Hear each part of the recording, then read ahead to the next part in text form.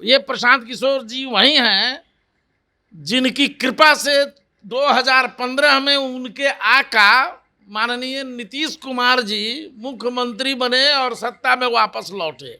जब नीतीश जी 14 में चुनाव हार गए तब इन्होंने जीतन राम मांझी जी के हवाले कर दिया बिहार को और शरण मांगने गए आदरणीय प्रशांत किशोर जी के यहाँ। उन्होंने इनकी मदद करी, कंधा लगाया। चलनी हसलिन सूप के जिनका अपने 72 को छेद। ये मनीष वर्मा जी आईएएस हो जाए कुछ और रहे, क्या बोलेंगे। इन लोगों को मुगालते में जीने की आदत है। मलगजरी चाबे हैं शासन में रह के, सत्ता में रह के। आप जानिए रहे हैं जो उड़ीसा कैडर के आईएएस थे तो इन पर दाल घोटाला का 8,000 करोड़ रुपया के घोटाला का इन पर आरोप लगा।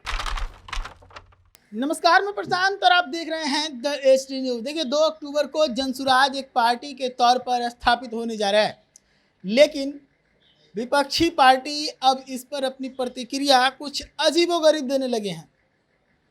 नए नए राजनीति में हैं, लेकिन नीतीश कुमार बड़ी जिम्मेदारी दी है मनीष वर्मा को।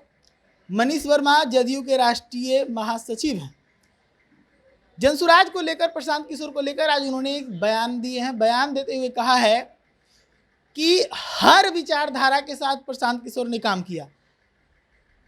प्रधानमंत्री बनाया नरेंद्र मोदी को, नीतीश कुमार को सीएम बनाया, ममता बनर्जी के साथ भी काम किया।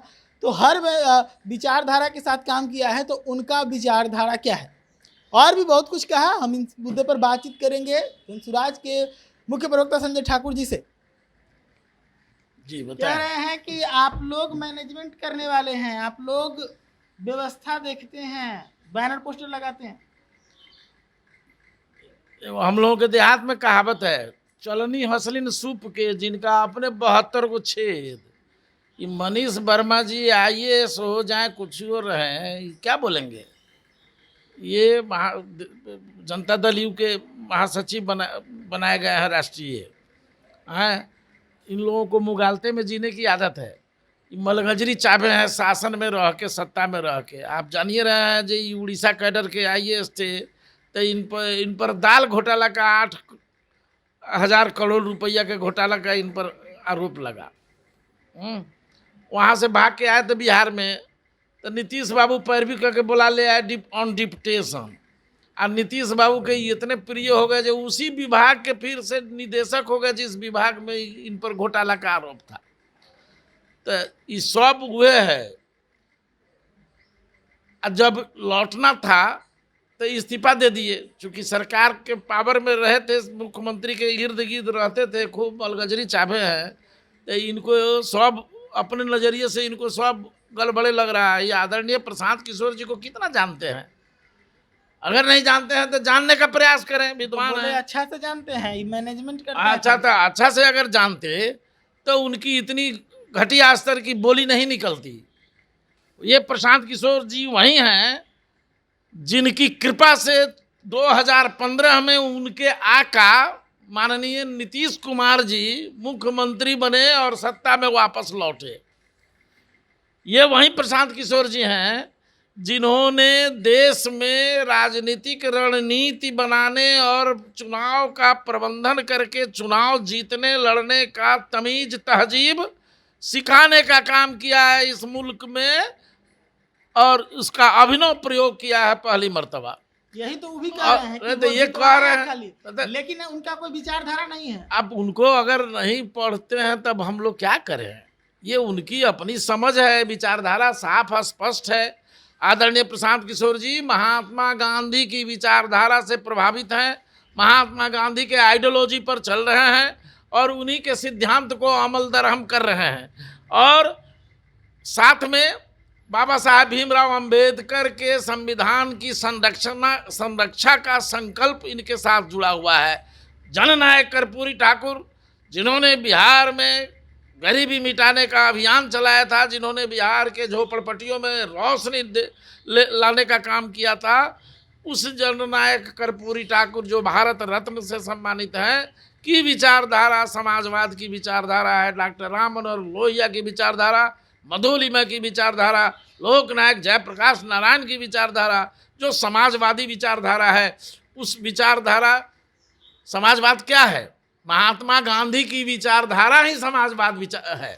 लेकिन और लेकिन उसी सुनिए, विचारधारा पर चल रहा है। लेकिन वो कह रहे हैं कि भाजपा के साथ भी काम किए, जदयू के साथ भी काम किए, राजद से भी सरकार बनवा दिए, तो कैसे कोई विचारधारा को मानते? ये तो उनके हुनर की काबिलियत है आदरणीय प्रशांत किशोर जी की, जो उन्होंने भाजपा के लिए भी काम किया। नरेंद्र मोदी को तीसरी बार गुजरात में मुख्यमंत्री बनाने से उन्होंने राजनीतिक रणनीतिकार होने की शुरुआत करी और 14 में प्रधानमंत्री बनाया। लेकिन उसके बाद एक भी जगह आप बताएं, एक भी प्रदेश में बताएं जो किसी जगह भारतीय जनता पार्टी की मदद किए हों? हर जगह नीतीश कुमार जी उस समय भाजपा से अलग थे, लालू यादव जी, नीतीश कुमार जी और कांग्रेस का गठबंधन था। जब नीतीश जी 14 में चुनाव हार गए तब इन्होंने जीतन राम मांझी जी के हवाले कर दिया बिहार को और शरण मांगने गए आदरणीय प्रशांत किशोर जी के यहाँ। उन्होंने इनकी मदद करी, कंधा लगाया। 2015 में पुनः इनकी सत्ता वापस आई और ये मुख्यमंत्री बनाए गए और राजद गठबंधन के साथ इनकी सरकार चलने लगी। उसके बाद वो कैप्टन अमरिंदर सिंह को कांग्रेस की मदद की उन्होंने और अकाली दल भाजपा को हराया। उसके बाद केजरीवाल की मदद की, उसके बाद उन्होंने केसीआर की मदद की, उसके बाद जगन मोहन रेड्डी की मदद की, उसके बाद ममता बनर्जी की मदद की, महाराष्ट्र में शिवसेना की मदद की। तो ये तो उनका हुनर था, उनकी काबिलियत थी। 10 वर्षों तक इन्होंने राजनीतिक रणनीतिकार की भूमिका निभाई, काम किया। अब ये वही काम कर रहे हैं बिहार की धरती पर जहां नीतीश बाबू की सरकार ने बिहार को रसातल पर पहुंचा दिया है। मनीष वर्मा जी से आपको सवाल करना चाहिए कि बिहार 2,94,000 रुपया के कर्ज में क्यों डूबा हुआ है? बिहार की माताएं जिस बालक को जन्म दे रही है, बालक या बालिका को, वो बिहार में 19,000 रुपया कर्ज लेके क्यों जन्म ले रहा है? कर्ज के साथ जन्म ले रहा है। इस दुर्दशा तक बिहार को क्यों पहुंचाए? मनीष वर्मा जी से यह भी सवाल है हमारा कि बिहार की शिक्षा व्यवस्था को चौपट क्यों बनाया इन्होंने? बिहार की खेती किसानी को क्यों घाटे का कारोबार बना दिया? यहाँ बाजार समिति का सिस्टम चलता था, उस सिस्टम को भी इनकी सरकार ने ध्वस्त कर दिया, ख़त्म कर दिया। अक़लियतों के लिए जो योजनाएं चल रही थी, 4-5 ऐसी योजनाएं हैं जो अल्पसंख्यक भाइयों के लिए चलाई जा रही थी, मुस्लिम भाइयों के लिए चलाई जा रही थी। वो सारी योजनाएं जब से ये भाजपा से गठबंधन किए हैं वो योजना ख़त्म कर दिए हुए हैं। तो बिहार को रसातल पहुँचे। इनसे यह भी पूछिए कि ये 6,000 करोड़ रुपया में जो पुल का शिलान्यास मुख्यमंत्री जी किए थे 14 में, ये गंगा नदी पर सुल्तानगंज में, वो पुलवा आज 17,000 करोड़ की लागत, उसका एस्टीमेट बढ़ते बढ़ते हो गया। कैसे एस्टीमेट वो बढ़ाई? ये भी तो थे उसमें पुल सलाहकार समिति में मुख्यमंत्री जी के साथ है। काहे इतना बजट बढ़ गया? पूछिए उनसे जो इसमें कहाँ घालमेल किया गया है, सो बताएं वो। ये 3 नंबर के लोग अभी तक अपनी आदत छोड़ नहीं रहे हैं। ये आदरणीय प्रशांत किशोर जी की जनशक्ति, जनबल और इनकी बढ़ती ताकत से इतना घबरा गए हुए हैं जो अनाप शनाप बोल रहे हैं। प्रशांत किशोर जी को टेंट वाला बोलेंगे वो, उनको होश है? ये टेंट लगाने वाले हैं, ये बैनर पोस्टर साटने वाले हैं।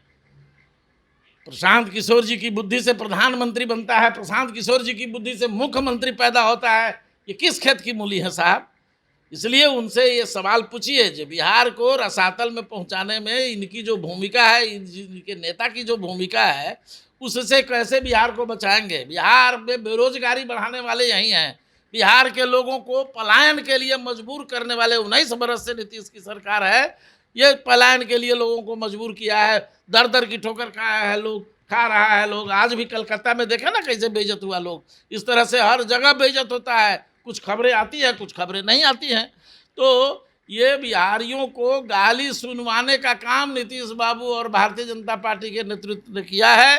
15 बरस जिस तरह से लालू ने आतंक राज चलाया, उस तरह से इनका जुलूम राज चल रहा है, अफसरशाही का राज चल रहा है। तो मनीष वर्मा का जनसुराज पे हमला है। हालांकि 2 तारीख को सबकी निगाहें हैं पटना की वेटनरी कॉलेज में कि वहाँ से क्या कुछ होना है। और भी इस पूरे मामले पर हम अपडेट देंगे। हमारे साथ जुड़े रहिए, हमारे YouTube को सब्सक्राइब कीजिए और Facebook को फॉलो कर लीजिए।